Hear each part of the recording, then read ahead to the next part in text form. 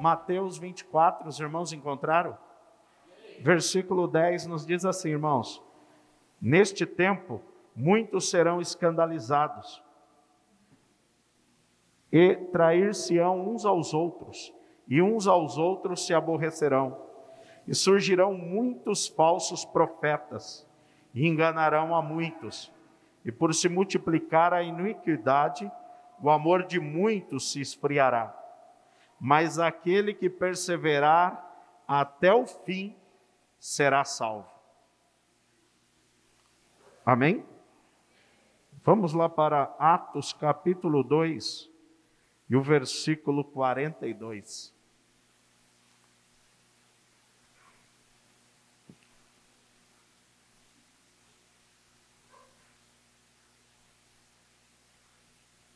Amém? Atos 2, 42. E perseveravam na doutrina dos apóstolos, e na comunhão, e no partir do pão, e nas orações. E em cada alma havia temor, e muitas maravilhas e sinais se faziam pelos apóstolos. Amém, meus irmãos? Louvado seja o nosso Deus. Meus irmãos, nós, para entendermos o que está acontecendo aqui, primeiro nós temos que entender o que Jesus está falando no capítulo 24 de Mateus. No capítulo 24, a Bíblia registra para nós o sermão profético. É onde Jesus começa a falar acerca das coisas do fim, como seriam as coisas que antecederia a sua vinda e o fim do mundo. Quando os discípulos, eles tinham por hábito subir até o Monte das Oliveiras, o Monte das Oliveiras, ele dava de frente ao templo.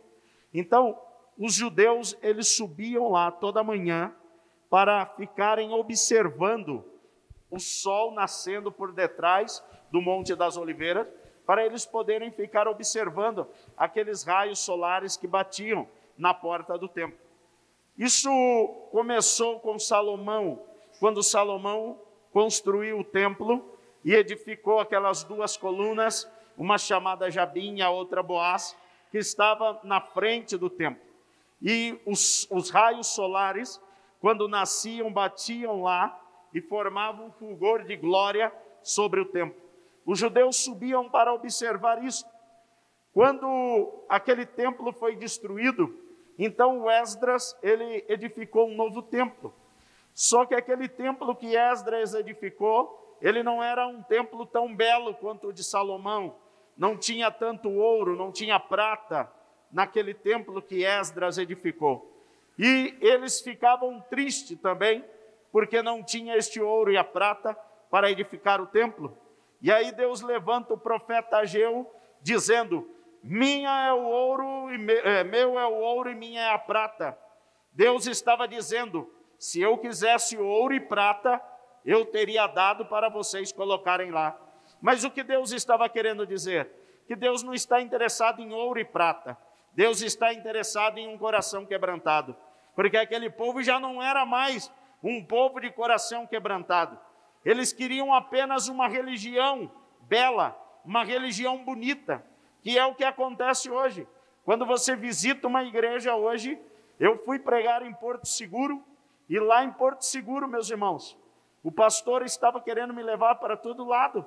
Ele queria me levar para a praia, e eu dizia: pastor, eu não posso ir agora, eu preciso me concentrar no que eu vou pregar.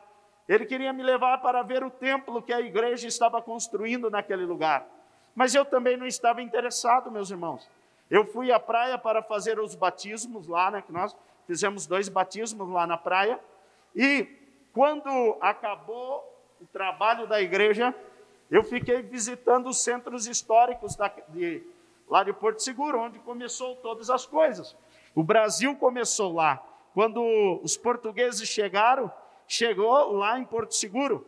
E eu fui até Cabralha, onde o Cabral chegou lá com as caravelas. Eu fiz questão de ir lá ver. Fui no centro histórico, fui no primeiro consulado. Eu fui observar a história, irmãos.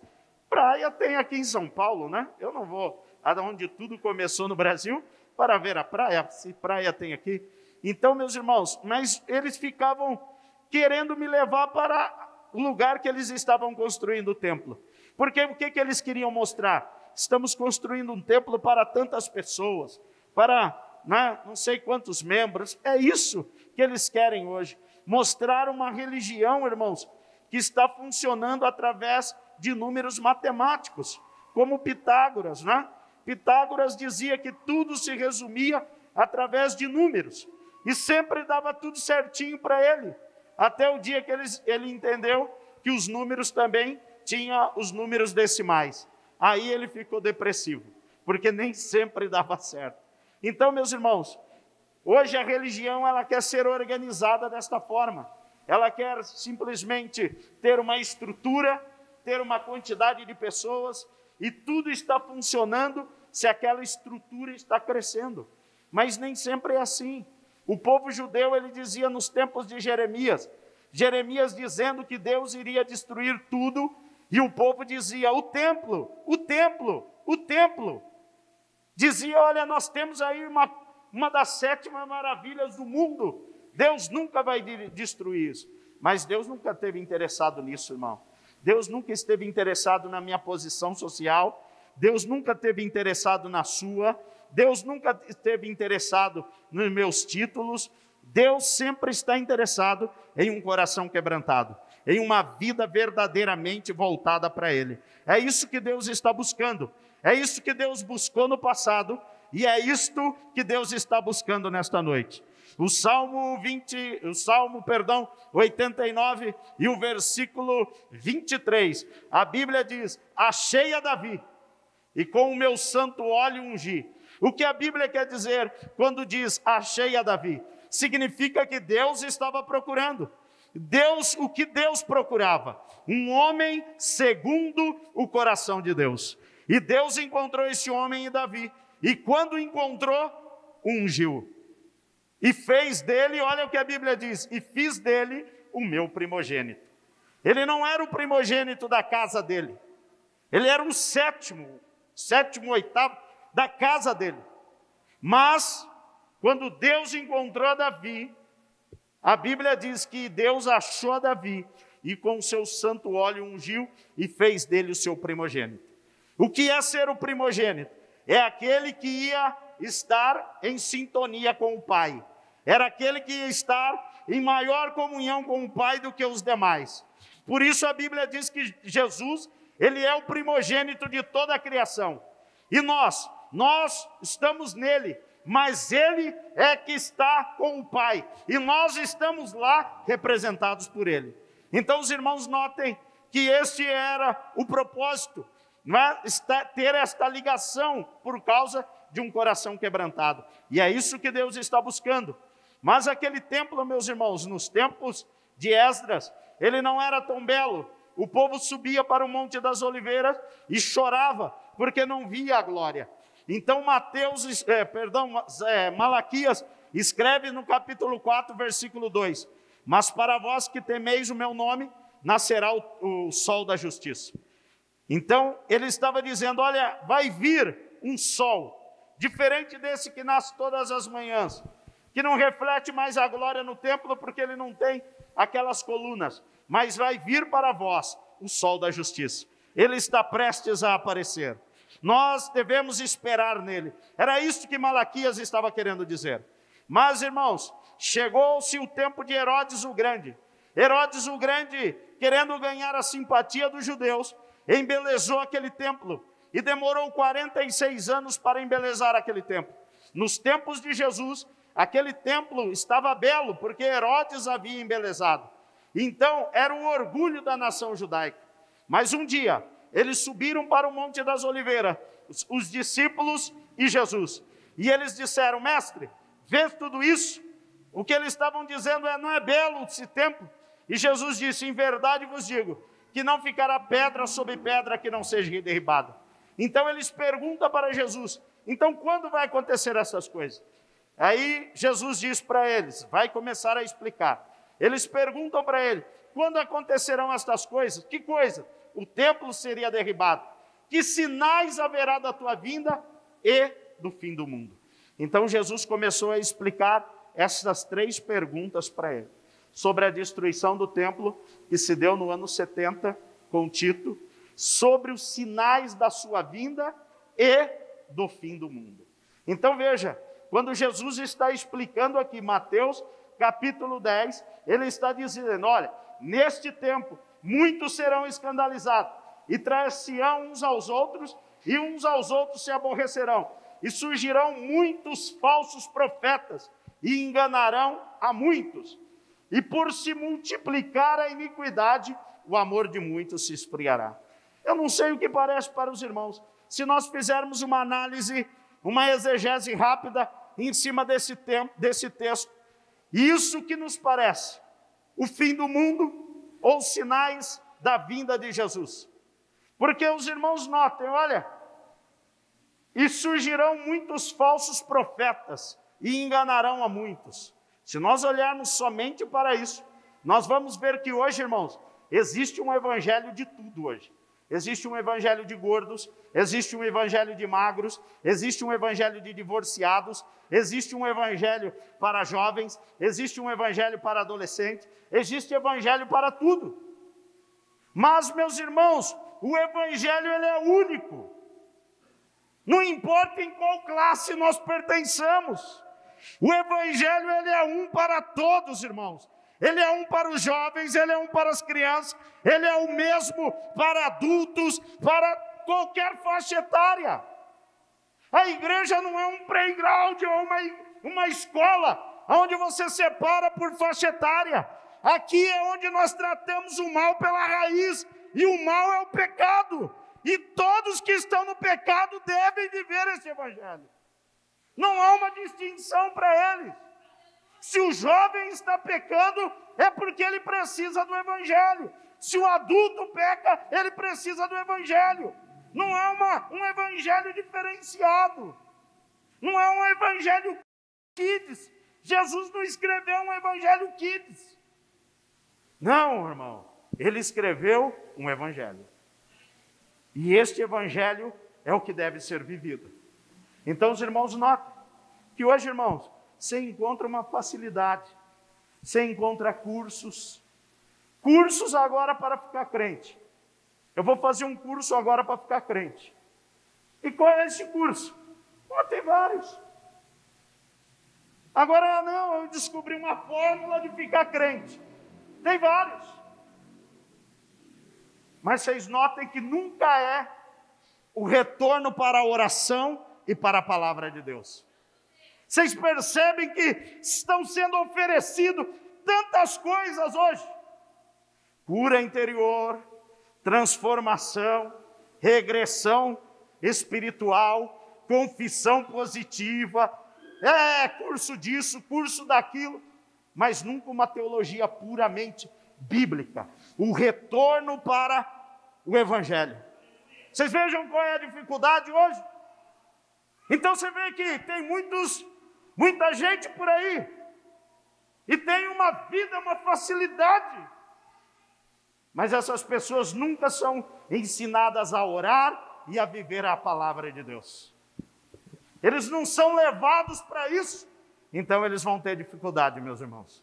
Tenha certeza, porque Jesus não deu um curso para ser crente, Ele deu a sua palavra, e a palavra de Jesus Cristo, ela não é uma teoria, ela é uma coisa que deve ser vivida. Ela não é uma filosofia, ela é uma coisa prática. Ela não é apenas um pensamento, ela é uma vida libertadora. Então, sem ela, nós não vamos conseguir.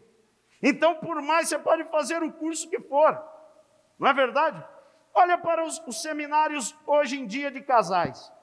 Você vê os seminários de casais, eles têm uma receita para o casamento. Eles ensinam você como fazer o ato, eles têm toda uma teoria bem organizada. Naquele dia tem uma coisa linda, tem ali, sei lá, uma foto, tudo bem, eu não estou dizendo que tudo isso está errado. Mas o que eu estou dizendo é, se eu não aplicar a minha vida como marido da palavra de Deus, eu não vou conseguir.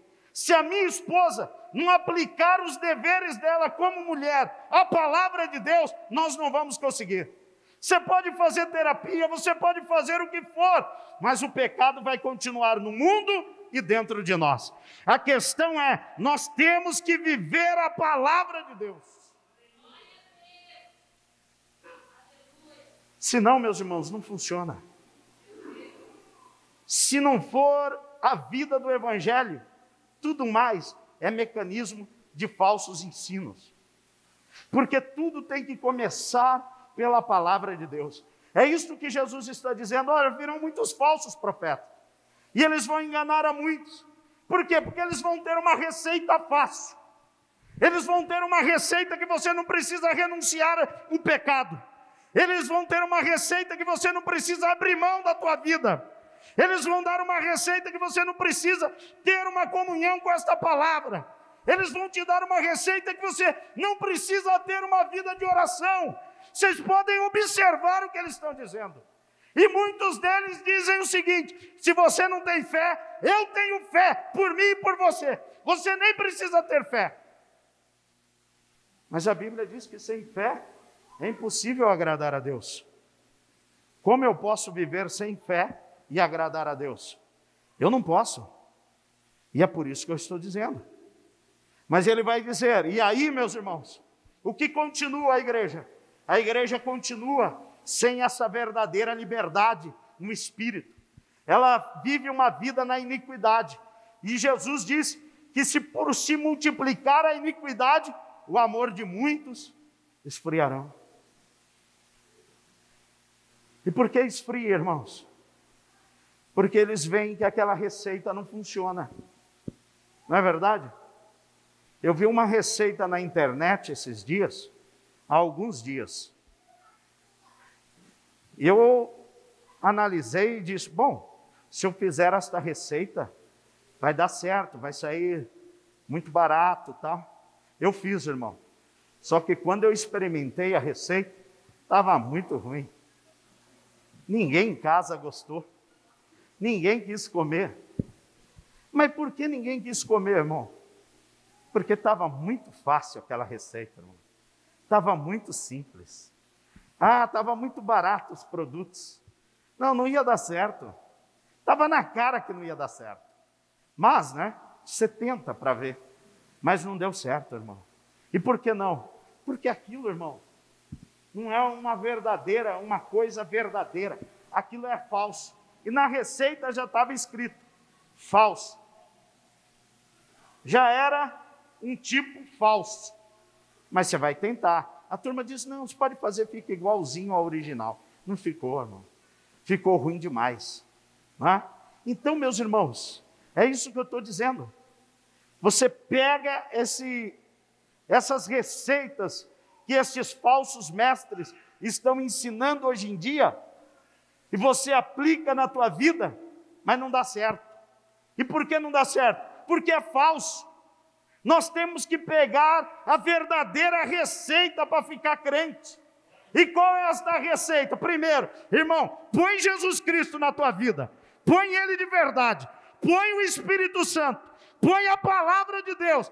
Põe oração e jejum. É impossível que alguém não fique crente com isso. Mas qual é a receita que o mundo está oferecendo? Não sei o que tem.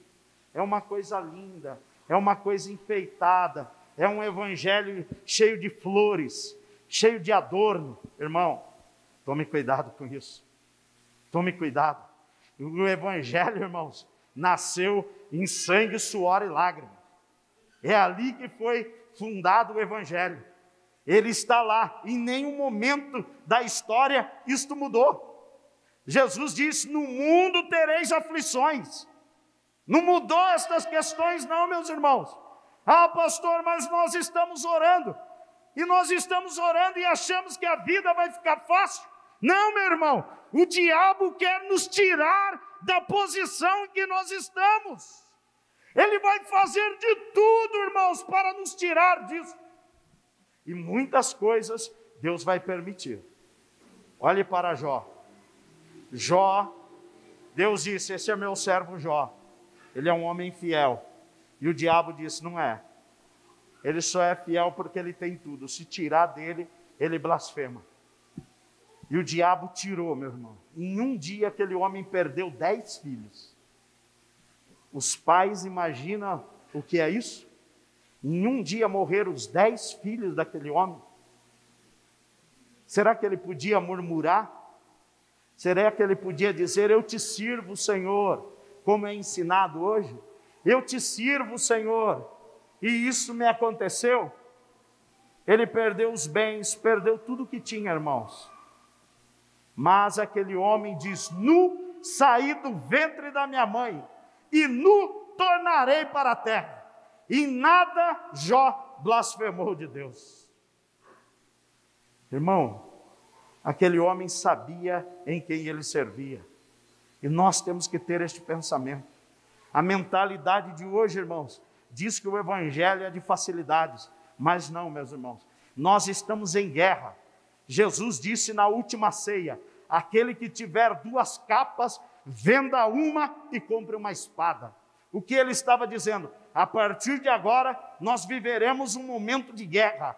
O diabo vai vir ferrenhamente, o inferno vai vir contra a igreja, mas aqueles, irmãos, que perseverarem até o fim, é que serão salvos.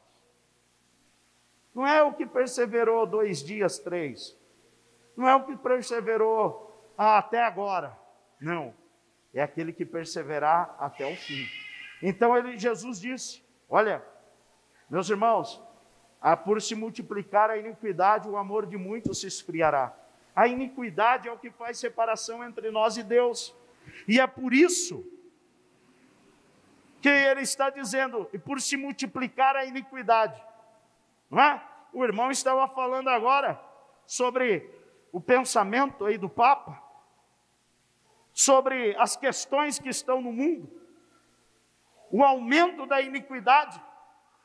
Se a iniquidade aumenta, você acha que Deus se aproxima? Isaías 59 diz que a iniquidade é o que faz separação entre nós e Deus. Então nós vamos nos atrelando à iniquidade. Alianças com o mundo, aliança com a política, aliança com isso, aliança com aquilo outro, e Deus se afastando cada vez mais. E o amor a Deus, irmãos, cada vez diminuindo cada vez mais. Cada vez mais o amor a Deus se esfriando. Veja, quão difícil é você reunir uma igreja para a oração. Quão difícil é você levar uma igreja ao patamar de Deus. Você consegue levar a igreja para todo lugar, para reuniões, para parques, para churrasco, para chácaras, mas você não consegue reunir ela em oração. Eu coloquei no meu coração, meu irmão, e pode ser impossível para alguns, mas eu acredito nisso. Eu quero ter uma igreja 100% na oração e 100% dizimista. Ser dizimista eu acho que é até mais difícil para alguns, mas é o meu propósito. Eu quero ter, se eu tiver 50 pessoas aqui, eu quero encontrar essas 50 pessoas em oração. E quero encontrar essas 50 pessoas contribuindo. E os irmãos podem observar, a oração tem aumentado. A cada dia a oração tem aumentado. Cada dia aumenta o grupo da oração. E é isso que eu tenho pedido a Deus. Senhor, eu tenho que levar esta igreja para a oração. E ela tem que aprender, Senhor, que a vida cristã tem que renunciar para cumprir a Tua palavra. E o dízimo faz parte dela. Então, meus irmãos, eu tenho colocado isso no coração. Pode ser impossível. Ah, mas é impossível, pastor. Irmão, é impossível para nós. Mas para Deus não há impossível. E o que eu estou pedindo, irmãos, não é algo, não quero que a igreja frequente tal lugar, eu quero que a igreja aprenda a orar. Aprenda a orar, porque nós estamos vivendo o tempo do fim. E Jesus disse: mas aquele que perseverar até o fim será salvo. Mas olha para a igreja de Atos dos Apóstolos. A Bíblia nos diz que eles perseveravam. Jesus disse lá, aquele que perseverar até o fim. E Atos diz que aquela igreja perseverava. Se ela perseverava, irmão, significa que estava tendo uma oposição. Para ela perseverar, é porque estava tendo uma oposição. Alguma coisa estava se levantando contra. Tinha alguma coisa contra a igreja verdadeira. E fazia com que aquela igreja tivesse que ter um pensamento de perseverar. Olha, eu vou me manter firme. Não vê, aconteceu isso, mas eu vou perseverar. Não é?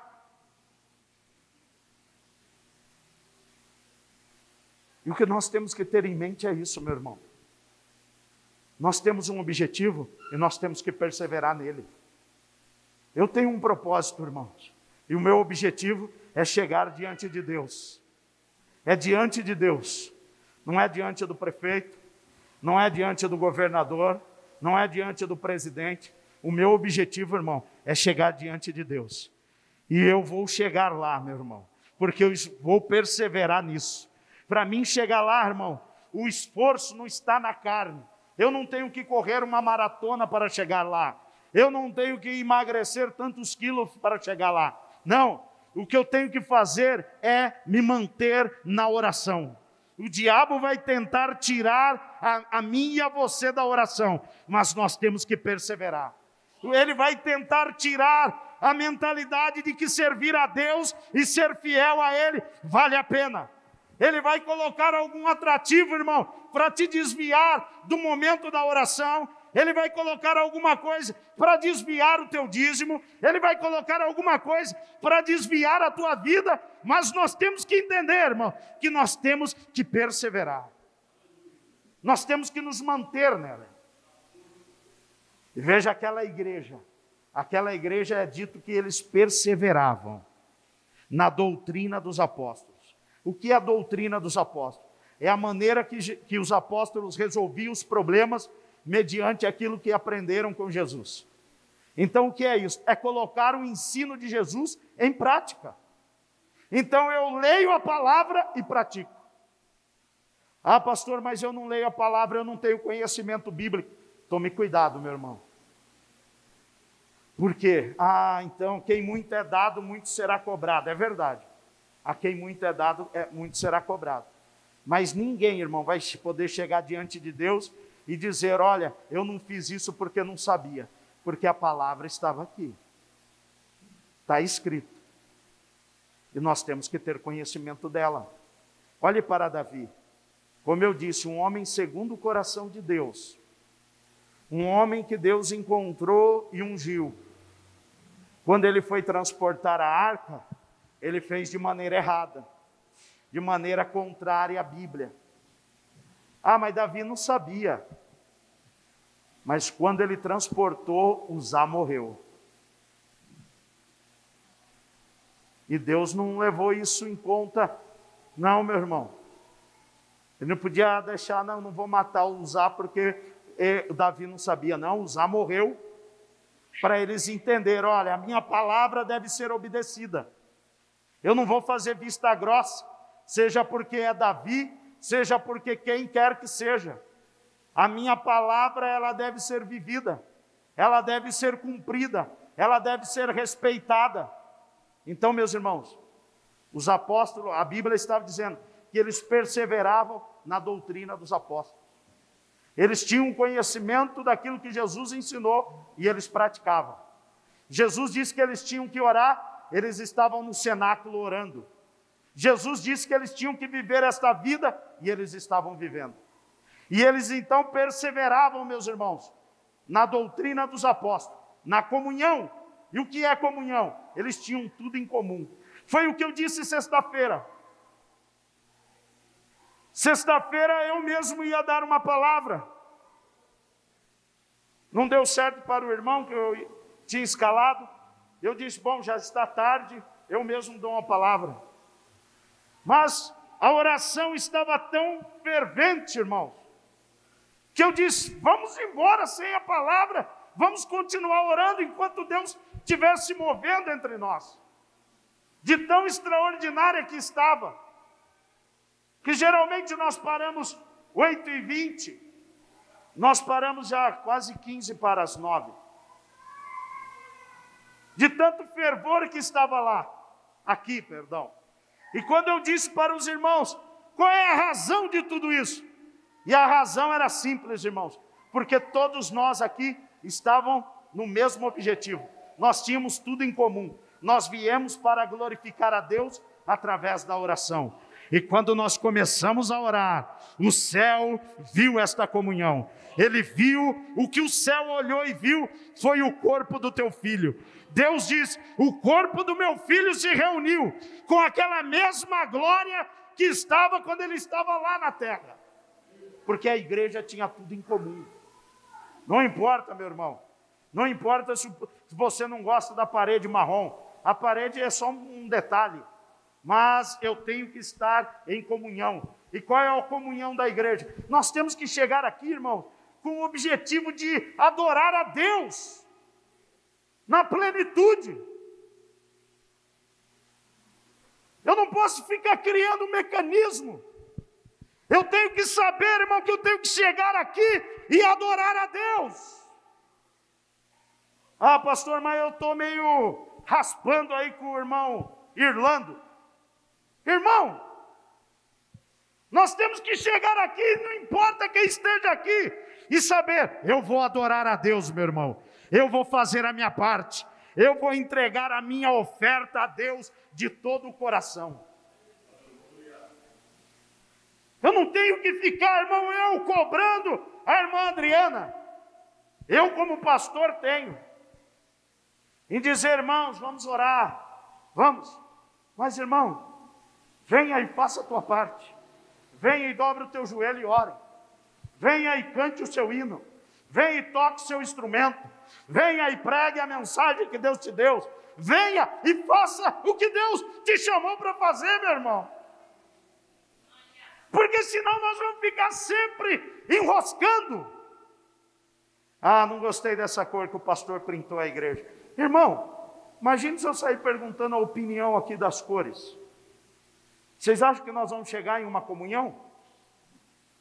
Mas um crente cheio, ele vai dizer, pastor, não importa que cor esteja a parede. Importa que nós temos um lugar para buscar a Deus.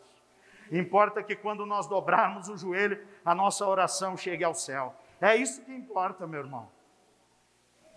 Então, a comunhão é quando nós trazemos tudo para uma coisa comum. E o que é comum? Irmão, o que eu quero aqui, o que os irmãos vêm fazer aqui? Não é adorar a Deus? Eu venho aqui também para isso. Então é isso que tem que estar comum para nós. Vamos adorar? Vamos, meu irmão. Irmão, tem uma coisinha aí, deixa isso para lá. Vamos adorar. Irmão, eu gostaria, irmão, vamos adorar. Irmão, eu queria que fosse assim, irmão. A gente gostaria que muita coisa fosse diferente, não é verdade? Irmãos, não imaginam. Mas eu tenho que ter isso. O que é que eu estou fazendo aqui? Eu estou aqui para adorar a Deus, então eu vou me focar nisso. E todos nós, irmãos, devemos nos focar nisso. Eles tinham tudo isso em comum. Qual era o objetivo deles? Olha, vamos praticar a palavra de Deus, vamos buscar o que Jesus ensinou, vamos praticar isso, vamos adorar a Deus. Isso era comum para eles. Era o que permeava na mente de todos eles. No partir do pão. Se eu não tenho comunhão, irmãos, como que eu vou viver o partir do pão? A palavra comunhão, ela vem de companheiro. Companheiro é uma palavra latina que significa aquele que come no mesmo prato. Para comer no mesmo prato tem que ter comunhão. Não é assim? Tem que ter comunhão. Você não come o que sobra de alguém qualquer, mas se for de alguém que você tem comunhão, você come. Não é? Você tem comunhão, você come junto. Você faz tudo junto. Quando se há comunhão. Então, como vai partir o pão? Como vou ter esta comunhão de comer o mesmo prato, comer junto, se não tem a mesma coisa em comum? Então eles perseveravam nisso. Para eles, irmãos, aquilo era uma coisa essencial. Vamos perseverar, vamos nos esforçar para viver a palavra de Deus. Por mais que tenha oposição, vamos continuar vivendo. Por mais que tenha alguém querendo nos tirar deste nosso pensamento de comunhão, vamos continuar com Ele, vamos perseverar nele, não é? Senão, meus irmãos, como que nós vamos participar desta comunhão? E eles, por fim, meus irmãos, perseveravam na oração. Ah, pastor, sabe, eu orei faz 1 ano já. Não, é para perseverar, irmão. Nos tempos de John Wesley, ele cobrou os pastores da sua época. Diziam que os pastores não oravam. E os pastores disseram para John Wesley: a partir de agora, então, nós vamos orar. Vamos marcar um dia no mês e nós vamos fazer um dia no mês, nós vamos orar 1 hora. Era a vida de oração daqueles pastores. 1 hora por mês que eles tinham de oração.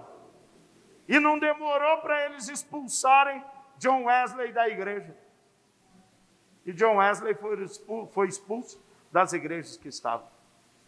Porque os pastores tinham uma vida de oração de 1 hora.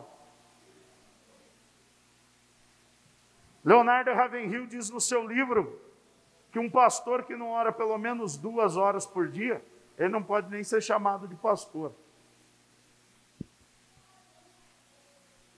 Ele que está dizendo no livro dele, meus irmãos. Eu aprendi com um outro pastor já, que deveria orar 3. Vocês vejam? Porque Jesus orava quanto será? Ele é o nosso exemplo ou não? Ele é o exemplo da igreja, Jesus? Será quanto Jesus tinha de oração? No capítulo 13 de Lucas, eles perguntaram para Jesus, pediram a Jesus: mestre, nos ensina a orar, como João ensinou seus discípulos. Eles sabiam que o poder que operava em Jesus vinha através da oração. Eles não pediram para Jesus: nos ensina a fazer um milagre, nos ensina a ressuscitar um morto. Como que faz para ressuscitar um morto? Eles sabiam que o poder vinha da vida na oração. Eles aprenderam com Jesus. E Jesus e os discípulos perseveravam nisso. Aquela igreja perseverava nisso. Eles lutavam com isso. Eles queriam isso. E quando chegou em Antioquia, eles foram chamados de cristãos, porque eles eram parecidos com Jesus. Eles viviam a palavra de Jesus. Eles cumpriam os propósitos de Jesus. Eles se mantinham a vida de Jesus. Eles faziam tudo que Jesus havia determinado. A igreja perseverava. E no versículo 43 a Bíblia diz que muitos sinais Deus fazia pelas mãos dos apóstolos. Alguém perguntou uma vez a um pastor e disse para ele: pastor, por que aquela igreja primitiva operava tanto em Deus e nós não operamos? E o pastor respondeu: é simples, porque aquela igreja deu tudo a Jesus e nós não damos quase nada. Hoje a igreja, ela canta e diz: mais de ti, Senhor, mais de ti. Aquela igreja dizia: Senhor, a ti eu te dou tudo, entrego tudo. Olhe para Ananias e Safira no capítulo 5 de Atos. Eles apenas entregaram parte da herdade que havia pedido. Eles não precisariam entregar nada, irmão, se eles não quisessem. Mas eles chegaram lá, entregaram metade e disseram que entregaram tudo. E caíram mortos lá. Não era permitido nenhuma mentira naquela igreja. Era uma igreja que perseverava no que Jesus ensinou. Não tinha meias verdades lá. Não tinha conversinhas fiadas lá. Porque eles perseveravam na doutrina dos apóstolos. Eles perseveravam na comunhão, no partir do pão e nas orações. Vamos nos colocar em pé, meus irmãos.